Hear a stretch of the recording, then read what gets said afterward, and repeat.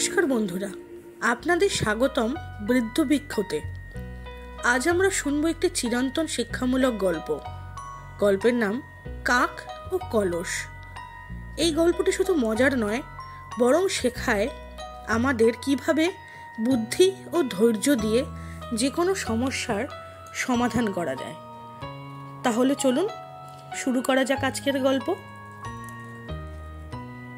একদিন গ্রীষ্মকালে রোদের প্রচণ্ড তাপে পৃথিবী যেন আগুন হয়ে উঠেছে। গাছপালা শুকিয়ে গিয়েছে, নদীনালা শূন্য, আর প্রাণীরা সকলেই তৃষ্ণায় কষ্ট পাচ্ছে। একটা কালো রঙের কাক অনেক দূর পর্যন্ত উড়ে যাচ্ছিল পানির খোঁজে। ওর গলা শুকিয়ে কাঠ, রোদে পাখা পুড়ে যাচ্ছে, কিন্তু সে হাল ছাড়ছে না।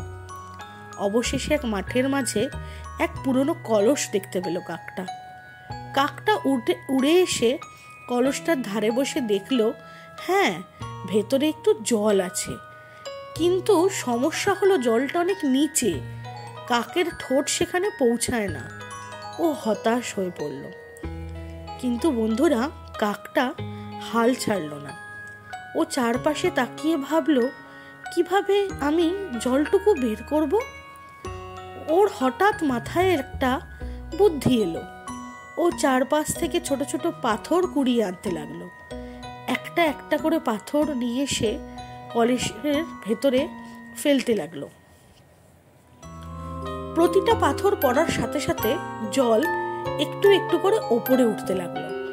অনেক পাথর ফেলার পর জল ঠিক এমন জায়গায় চলে এলো যেখান থেকে কাক সহজেই ঠোঁট দিয়ে জল খেতে পারে।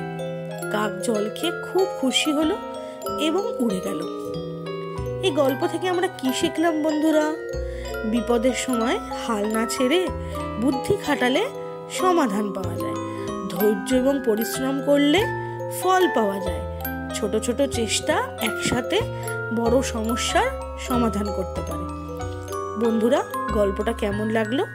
তোমাদের কি মনে হয়, কাকটা যদি ধৈর্য না রাখতো তবে কি জল পেত? নিচে কমেন্ট করে জানাও। তোমার পছন্দের গল্পের নামও জানাতে পারো। আমরা পরের ভিডিওতে সেই গল্পই আনবো। ভালো লাগলে ভিডিওটি লাইক করো, বন্ধুদের সাথে শেয়ার করো, আর এমন শিক্ষামূলক মজার গল্প আরও পেতে চ্যানেলটি সাবস্ক্রাইব করতে একদম ভুলো না। বৃদ্ধ বৃক্ষর সঙ্গে থাকো, জ্ঞান ও আনন্দে ভরপুর হও। আবার দেখা হবে পরের গল্পে। ভালো থেকো, শেখো আর হাসি মুখে থাকো।